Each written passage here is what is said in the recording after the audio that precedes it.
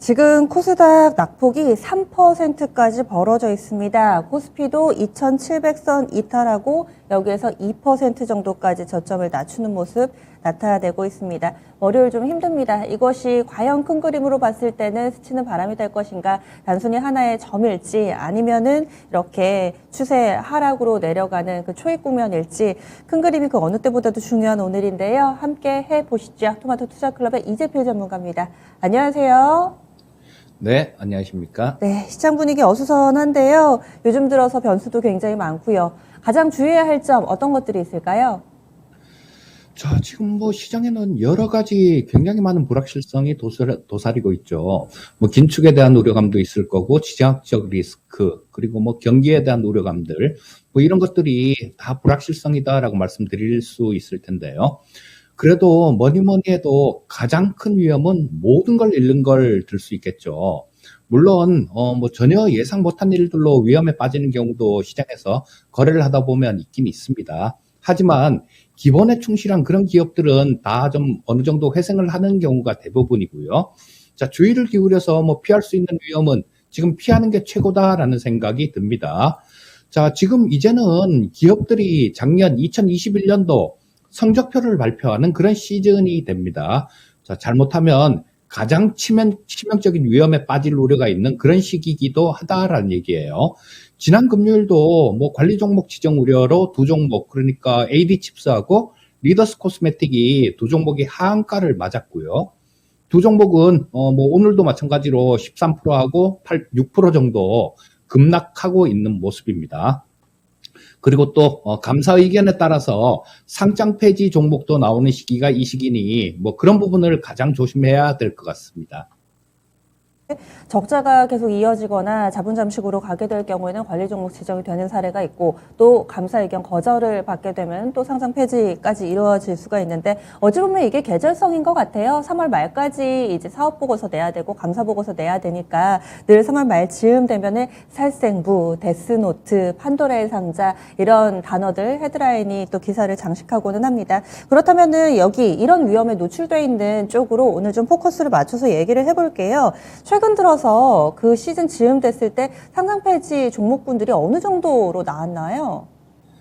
자, 지금 최근 5년간 총 다 합쳐서 상장 폐지 종목은 152개 종목 정도가 나왔는데요. 자, 이런 부분들은 합병에 의한 폐지도 있을 수 있고, 자진 상장 폐지도 있을 수 있으니까 다 안 좋아서 폐지당했다, 이렇게 볼 수는 없는 거고요. 이 중에 결산 관련된 내용은 다 안 좋다라고 보시면 될 텐데, 이 내용은 지난 5년간 45개 회사로 29.6%를 차지했습니다. 자, 2017년도에는 8개 회사가 상장 폐지가 됐는데요. 자, 의견 거절이나 비적적, 편의상 그냥 앞으로는 의견 거절로 결과는 똑같으니까 그렇게 말씀드리겠습니다. 의견 거절이 6개 회사였고요. 자본 잠식이 2개 회사, 대규모 손실이 1개 회사였습니다. 그리고 2018년도에는 13개 회사가 상장 폐지가 됐는데, 이때는 13개 회사 전부 다 감사 의견 거절로 폐지가 됐고요. 2019년도에는 1개 회사가 상장 폐지가 됐는데, 이거 역시 마찬가지 감사 의견 거절이었습니다. 또 2020년도에는 12개 회사가 상장 폐지가 됐는데, 요거는 의견 거절이 9개 회사, 그리고 의견 거절이 10개 회사네, 2020년도에는. 그리고 사업보고서 미제출이 2개 회사입니다. 그리고 작년에도 11개 회사나 상장 폐지가 됐습니다. 여기서는 의견 거절이 9개사, 그 다음에 사업보고서 미제출이 2개 회사, 이렇게 돼서 11개 회사가 상장 폐지가 된 내용이 있습니다.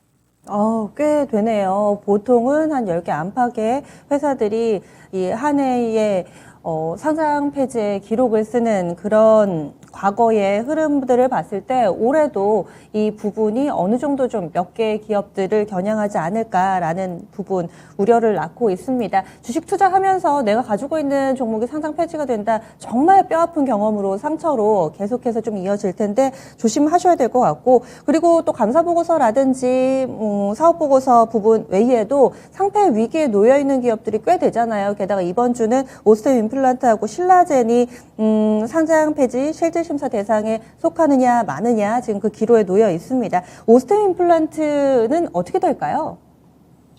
자, 일단 뭐 오스템 임플란트는 거래 재개 가능성이 높아 보입니다. 좀 전에 말씀드렸던 기본이 된 기업이기 때문에 이런 말씀을 드리는 거고요.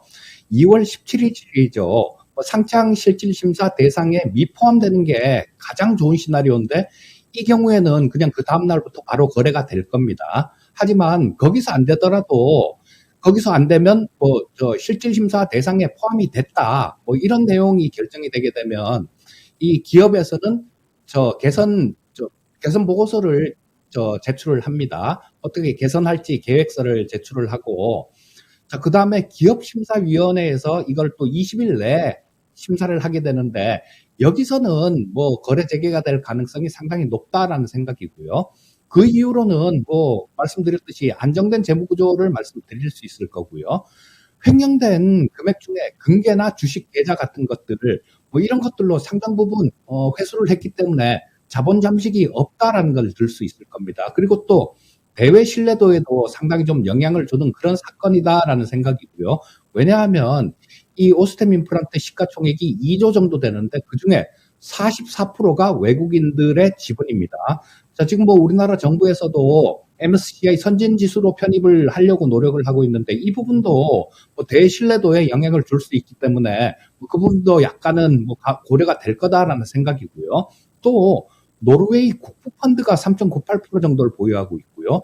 빅토리아 캐피탈하고 피델리티가 2%대, 그리고 뱅가드하고 블랙록도 마찬가지 1%대 지분을 1% 이상의 지분을 보유하고 있기 때문에 이 직원 한 명의 일탈로 상장 폐지가 되기에는 너무 큰 충격이다라는 생각이 듭니다. 또 상장 폐지가 되기 위해서는 반발을 재울 수 있는 뚜렷한 명분이 필요한데요. 오스템 임플란트는 성장해 나가는 과정이라든가 실적 부분을 본다라면 명분은 상장 유지 쪽이 훨씬 큰 상황이다라고 말씀드릴 수 있겠습니다. 영업은 잘했으니까 영업 외적인 악재기도 하고 또 지분 가지고 있는 이 외국인 투자자들의 면면을 보았을 때 상패는 어려울 거다. 결국에는 거래 재개 쪽에 무게를 두고 계신 건데요. 오스템 임플란트 거래 재개되면 주가는 어떨까요? 자, 뭐 일단 충격은 있겠지만 단기적인 가능성이 높아 보입니다. 그리고 지금 이 부분은 경각심을 일깨운 사건으로 향후에는 관리가 강화될 가능성이 많기 때문에 오히려 전화위복으로 작용할 수도 있겠다라는 생각이 들고요. 자, 매년 실적이 굉장히 많이 증가하는 그런 기업입니다. 예를 들면 2020년도 기준으로 매출이 6,300억 정도였는데 2021년도에는 이 매출액이 8,200억이 넘어가면서 약 1,900억 이상 늘어나는 모습이고요. 영업이익 또한 마찬가지입니다. 2020년에 981억이었는데 1,419억이니까 뭐 이 부분에서도 마찬가지 한 438억 정도가 늘어난 모습이었어요. 자, 그리고 글로벌 1위라는 그런 상징성도 있는 기업인데요. 자, 임플란트 판매 기준입니다. 판매 기준으로 472만 개 정도를 작년에 팔았으니까요. 이 부분이 세계 1위라는 그런 상징성도 있는 그런 기업입니다. 또 해외 경쟁사 대비해서 상당한 저평가 국면에 있는 회사다라고 볼 수 있어요. 매출액 기준으로 세계 1위는 스트라우만이라는 회사인데요. 이 회사는 매출이 2조 5천억 정도가 되는데 시가총액이 약 39조 정도 됩니다. 근데 오스템 임플란트에 작년 기준으로 매출이 8,200억 정도가 되니까 매출액은 약 3배 정도가 차이가 난다는 얘기죠. 하지만 시가총액은 20배가 차이가 납니다. 그러니까 뭐 상당히 저평가돼 있다라고 말씀드릴 수 있을 거고요. 또 59년생부터 71년생까지가 매년 100만 명 이상이 태어나던 그런 베이비붐 세대인데요. 물론 그 뒤에도 마찬가지로 90만 명 이상씩은 계속 상당 기간 90만 명 이상은 태어났고요. 자, 이런 부분들이 좀 이제는 임플란트를 해야 될 그런 나이로 이렇게 돼 가고 있다라는 겁니다. 이런 부분들도 긍정적일 거고요. 대선 후보, 여당 후보께서 지금 현재 임플란트가 건강보험이 적용이 되는 게 65세 이상이 2개까지가 적용이 되는데 이 부분을 4개까지로 늘린다라는 얘기를 했으니까 뭐 그쪽이 당선이 된다라면 이런 부분들도 긍정적으로 이어질 거고요. 지금 리오프닝 분위기가 강한데 이 치과 역시 마찬가지 리오프닝 분위기로 실적이 성장돼 갈 가능성이 상당히 높습니다. 그래서 이 거래 재개가 되게 되면 초반에는 변동성이 좀 있을 수 있죠. 아무래도 아무 일 없었다는 듯이 그렇게 거래되긴 힘들 거고요. 또 마찬가지로 시장도 1월 초에 주가 지수가 코스닥 지수보다 지금 현재 코스닥 지수가 약 180포인트 이상 급락한 모습이 나왔습니다. 그러니까 이런 부분들도 어느 정도는 반영을 해야 될 겁니다. 그래서 뭐 너무 거래가 되게 되면 너무 서두르실 필요는 없겠지만요. 주가가 움직이는 모습을 봐가면서 차분하게 매수 기회를 노린다라면 상당히 좋은 투자가 될 수 있겠다라는 생각입니다. 네. 그래서 전체적으로 오스템 임플란트라는 기업에 대해서는 긍정적으로 그럼 보시는 거네요. 예, 맞습니다. 네. 그럼 오늘 장 큰 그림 그려주세요. 자, 그런 얘기가 있죠. 강한 자가 살아남는 게 아니라 살아남는 자가 강한 것이다라는 얘기가 있던데요. 뭐 오늘 시장도 상당히 좀 급락을 하면서 힘든 그런 모습으로 진행돼 가고 있는데요. 자, 이게 살아있어야 위기를 기회로 만드는 것도 가능합니다. 자, 뭐 지금 아까 상장 폐지 관련되는 그런 부분들을 말씀을 드렸었는데요. 꼭 이게 상장 폐지가 아니더라도 부채 비율이 높고 뭐 재무 구조가 좀 안 좋은 그런 기업들 같은 경우는 어느 날 갑자기 유상증자다 뭐 이런 것들도 발표를 하고 또 유상증자가 나오게 되면 주가는 손도 못 쓰고 급락을 하는 경우가 되게 많으니까요. 자, 그런 부분들도 주의를 하셔야 됩니다. 지금 바로 계좌를 열어보고 뭐 부채 비율이 높다든가 재무 상태가 안 좋거나 아니면 연속해서 계속 적자가 나고 있는 기업들 같은 경우는 바로 좀 정리하는, 뭐 정리를 실행하는 그런 자세가 필요하겠다라고 말씀드리겠습니다. 네. 결국에는 오늘은 오스템 임플란트 한 기업만의 이야기가 아니라 기본이 된 기업은 괜찮다. 결국엔 그 기본을 점검해야 된다라는 그런 조언을 남겨주시네요. 알겠습니다. 고맙습니다. 예, 감사합니다. 네.